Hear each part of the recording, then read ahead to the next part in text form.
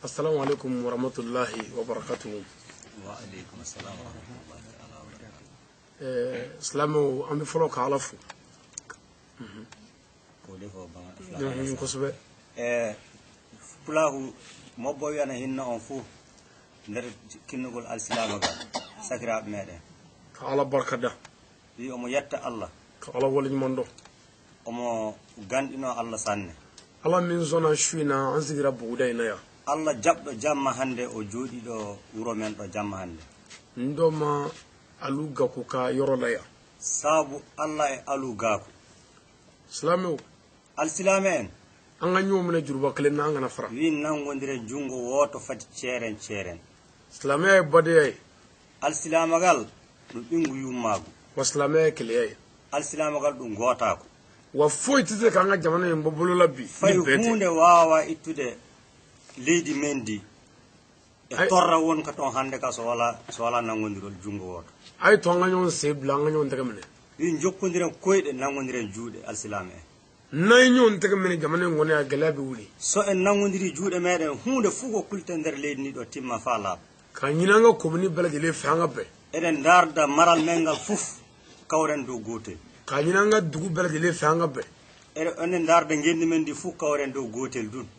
ka nyinanga dubbel jele fanga be ka do dakale be ka bo galleji men di fu ndenden kawren nukku goto hunde wotere kolan kalina alala na soro ko hasidiya be dugujo nyamma ban go tara nyefe o wi o mo watono kamin Allah so tama hasida ko nafanno neddo jonta ban go yaari yeso na ya soro jugiya be dugujo nyamma ban go kara premier je ko so tama bonki ana nafanno neddo jonta no ban go latima premier amba nyini na baw fe wi o mo darda warbe be anga jeka ya fanyoma ndenden jafundiren ambalma munun nana wole jabi sakira men warbe notade noddango ngobe anga foli bi abla jele wi o mo salmina be fu kaddi wala calmina mudu jango ambalma fula munun fanan nana kana mbonyi sako tabtal men pulaku warbe do meden do enne uye bunya munun ganyayi teddengal ko be ngadi ko yiyama uye fe munun ndama ala kamanyayi ko be dokki sabu Allah en wala do mudu yiyama ante fu nyini fe ni bete wallahi wala fu ko ondar ton so wala kawra nam bena an sako bisoro so en kawri ko tewten ko en kebando ambi jigla dugutigi fu o mo salmina jon sare jigila ambi jigla almami fu o mo salmina almami jigila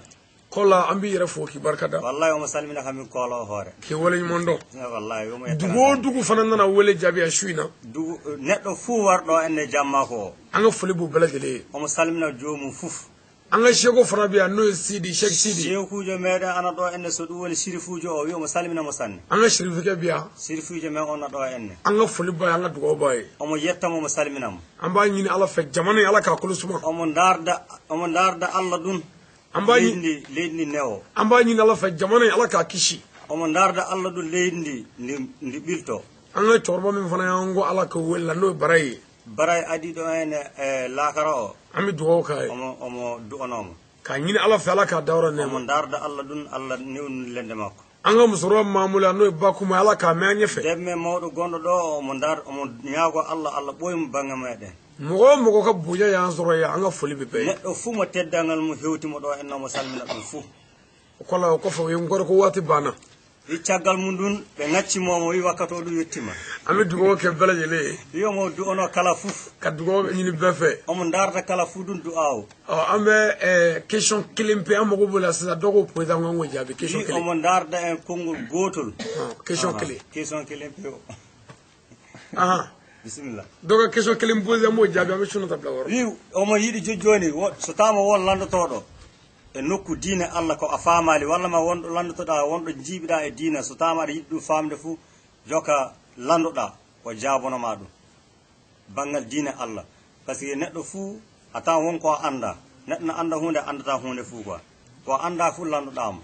on question goto mo haaja dun bawdo mo landa dun joka ko anda o andinma goddo anda sabu maada dun sago Allah sago modon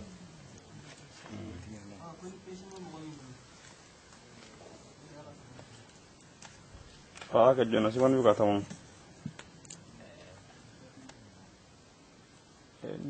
nini ngalibe mo min fe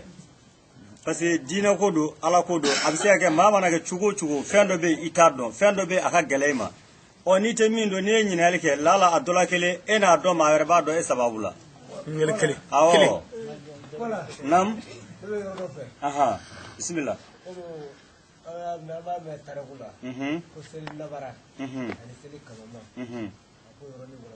aywa inshallah ne ala sona mo jarane re karamo ali ko abame tarikula ina fo kuma sin fe kuma ale makala ko salin na baralama kani sali jume ko sali kama ani sali kamama soli wa sali yere soli soli na salatu soli na baralama ani soli kamama awo basi de amalo ma ga nyinele ko allahumma soli do be wa fu mo ko soli kamama anyo don anyo kala fu mo ko dai matan no allahumma salli ala sayyidina muhammadin adada ma fi lillahi salatan daimatan bidawami mulkillahi o de soli kamama nga annabarama o lago shide afon mo ko solu la kamama donc ko solu la avioni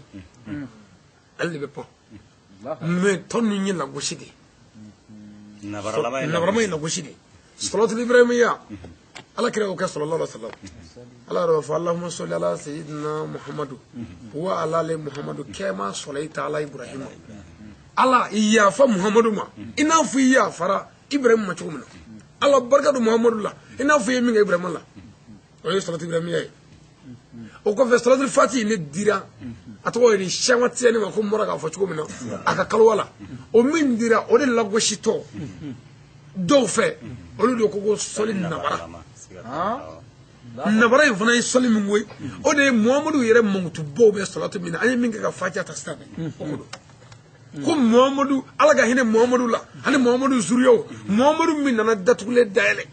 muhammadu mi cien ka cien de muhammadu mi ngalobi kala da jugo wuli ka boy ka je lafiya ala ka barga ala ka jidi ko de nabara wala go shi ko dai no munun de shego ko fe ute maba ko fe ute kaburu ya zura fe ute shirifi ko fe makafusa ma uto fe musoga chebu yo to fe mogo ki shuli ba uto fe e de ki shuli fa uto fe olu de koko ni soli na barai la goshi kama katiyan la goshi katina la goshi ka shirifu la goshi ka warju ni sheko bela goshi Allahu akbar soli kama ma de dai matani muru ba fo ko ni mo be ali mutun mobil non ya urdi kibu soro ka fo allahumma salli ala sayyidina muhammad adada ma filimullahi salatan daimatan bidawami mulkillahi ala kam sawaba amin o dogo ngel mom lawni assalamu alaikum warahmatullahi wabarakatuh balba ye jini ali mi